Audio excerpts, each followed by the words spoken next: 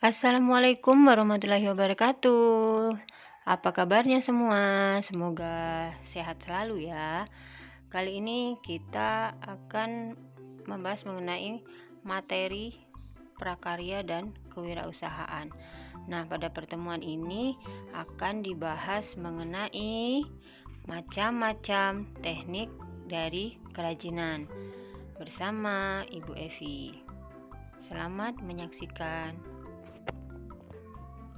Kita akan mulai dari teknik yang pertama, yaitu teknik kerajinan tekstil. Untuk teknik kerajinan tekstil ini sudah kita bahas di video sebelumnya, bahwa kerajinan tekstil itu adalah kerajinan yang berbahan dasar kain. Nah, maka untuk tekniknya itu banyak sekali yang digunakan. Bisa kita perhatikan dan Ibu nanti jelaskan satu persatu. Yang pertama itu adalah teknik tenun. Teknik tenun ini adalah teknik untuk membuat biasanya kain berupa jenisnya kain tradisional. Tenun ikat, bisa tenun songket dan sebagainya. Nah, untuk teknik tenun sendiri itu adalah menggunakan ataupun menyilang berbagai benang. Artinya di sana biasa digunakan kalau untuk tenun lebih dari satu macam benang. Benangnya biasanya berwarna-warni.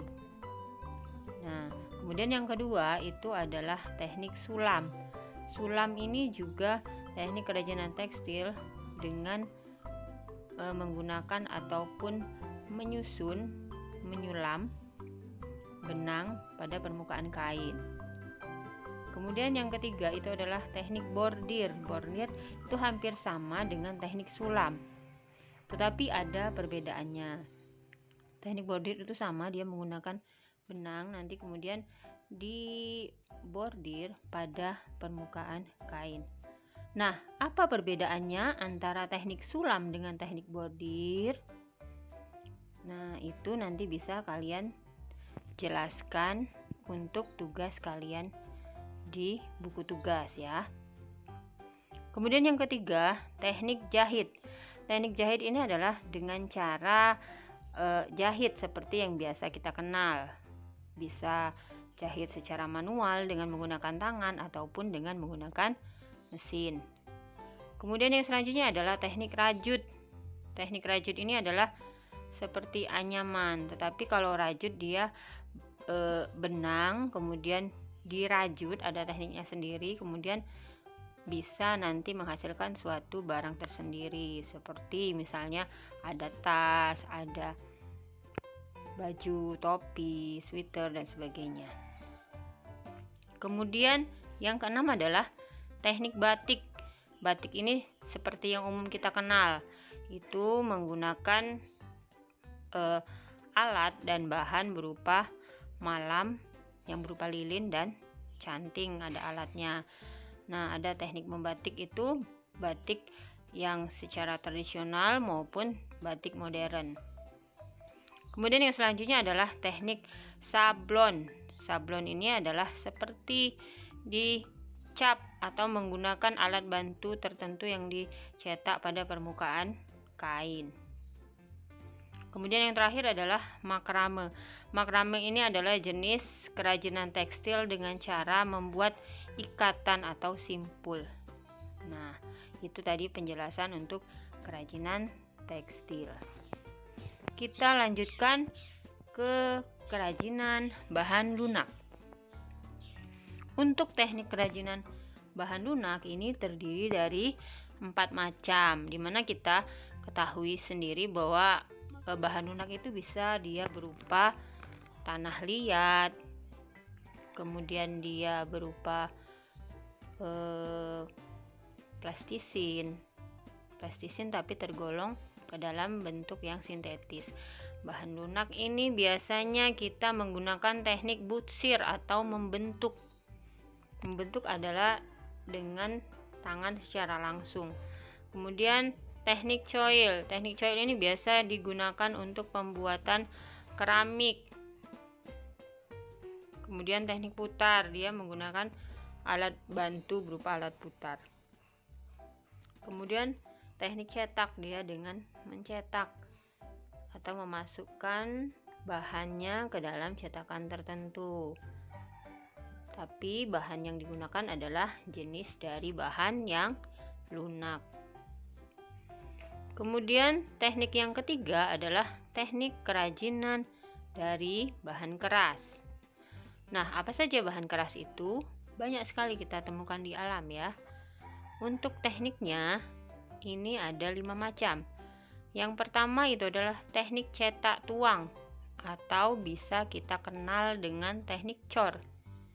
Untuk contohnya bisa kalian perhatikan orang yang sedang membuat pilar atau tiang-tiang bangunan yang besar, itu biasanya dia menggunakan teknik cetak tuang atau teknik cor.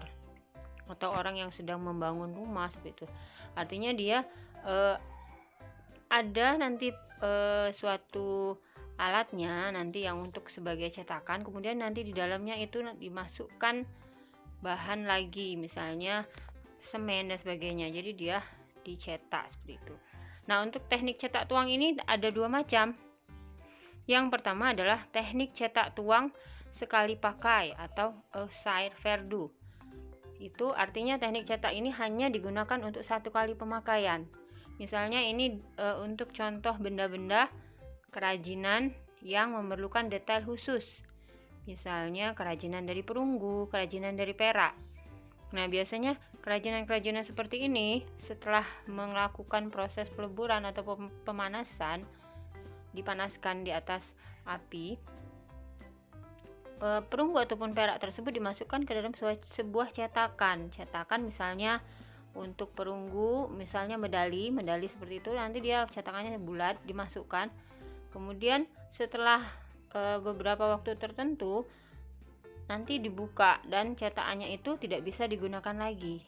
Nah, berbeda dengan cetakan yang kedua, cetak tuang bivalve atau cetak tuang untuk berulang kali pakai, artinya bisa lebih dari 1 kali. Nah, ini yang Ibu contohkan tadi seperti untuk pembuatan misalnya untuk pilar ataupun tiang-tiang bangunan. Biasanya dia menggunakan sebuah cetakan yang bisa terbelah, maksudnya dia terbagi 2. Nah, kemudian ketika disatukan, diisi dengan material misalnya semen dan sebagainya, kemudian setelah keras itu bisa dibuka. Setelah pilar ataupun tiangnya jadi, untuk cetakannya sendiri itu masih bisa dipergunakan kembali. Kemudian teknik yang kedua yaitu teknik etsa. Teknik etsa ini dia teknik dengan menggunakan larutan asam ataupun zat asam ataupun zat tertentu. Dia juga biasanya digunakan untuk benda-benda misalnya perak, perunggu ataupun benda lain yang membutuhkan detail khusus selain cetak tuang tadi. Kalau ini dia direndam dalam cairan asam, larutan asam tertentu yang namanya teknik etsa. Kemudian teknik ukir. Teknik ukir ini bisa kita temukan untuk benda berbahan keras seperti kayu dan sebagainya dengan cara diukir. Kemudian yang keempat itu teknik pahat dengan cara memahat. Ini bisa untuk kayu, bisa untuk akar yang sangat-sangat besar, kemudian bisa untuk batu, kemudian bisa untuk seperti teknik ukir dan pahat itu bisa untuk patung dan sebagainya.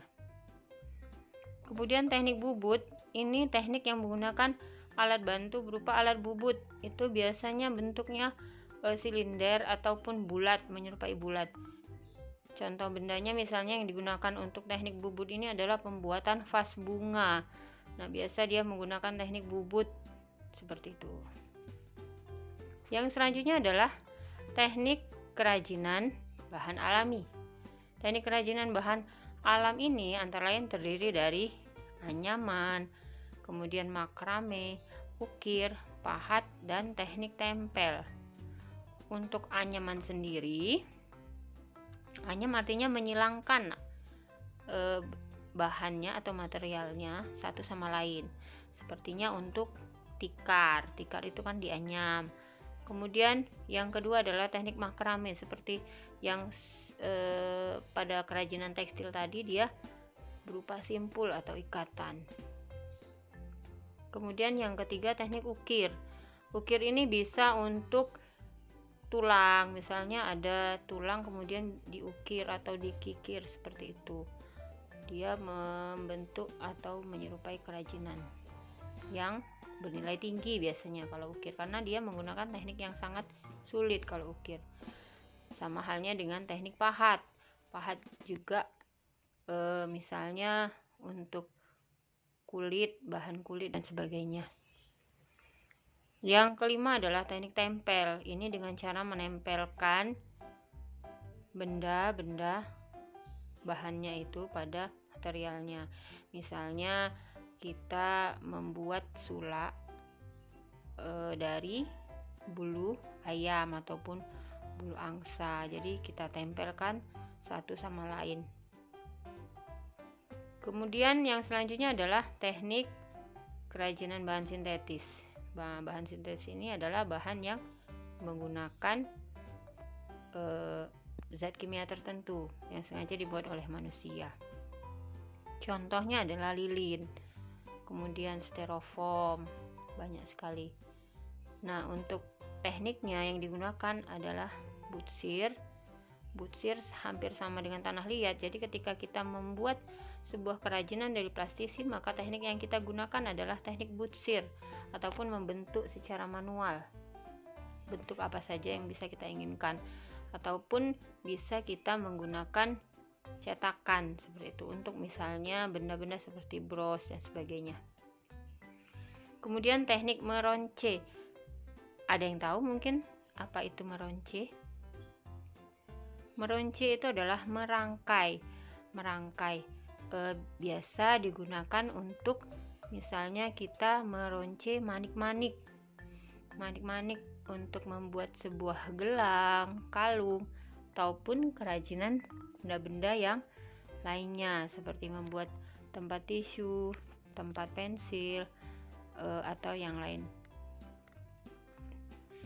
Kemudian teknik ukir misalnya kita membuat kerajinan dari, kalau teknik ukir ini kita menggunakan bahannya itu berupa fiberglass. Kita membuat ukiran untuk plafon rumah dan sebagainya, jadi itu menggunakan teknik ukir. Nah, untuk bahan materialnya seperti fiberglass itu adalah bahan yang sintetis. Kemudian yang terakhir adalah teknik kerajinan dari barang bekas. Nah, untuk kerajinan barang bekas ini sendiri itu banyak sekali teknik yang digunakan. Yang pertama itu kita bisa menggunakan teknik pilin. Teknik pilin ini adalah dengan cara menggulung dengan rapi. Misalnya kita membuat gulungan kertas koran yang kecil, kemudian setelah jadi kita susun dan bisa kita bentuk sebuah kerajinan ataupun benda yang kita inginkan. Kemudian teknik anyam dengan cara menyilangkan benda yang satu ke benda yang lainnya. Misalnya kita menganyam untuk tali rafia atau menganyam bungkus kopi ataupun bungkus makanan dan sebagainya. Yang ketiga, teknik jahit. Teknik jahit misalnya kita bahan yang kita gunakan adalah kain perca, jenis kain perca. Jadi kita gunakan teknik jahit ataupun menjahit, baik secara manual maupun dengan mesin. Kemudian teknik lipat. Teknik lipat ini bisa untuk benda-benda seperti misalnya kita membuat kerajinan dari kantong kresek, mungkin kerajinan dari kertas yang sudah tidak terpakai.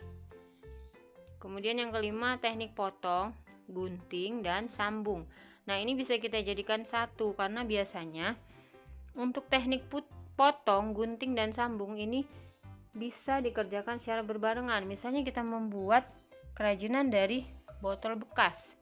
Jadi pertama kita memotong ataupun menggunting botol itu, kemudian nanti kita sambung dan kita rangkai.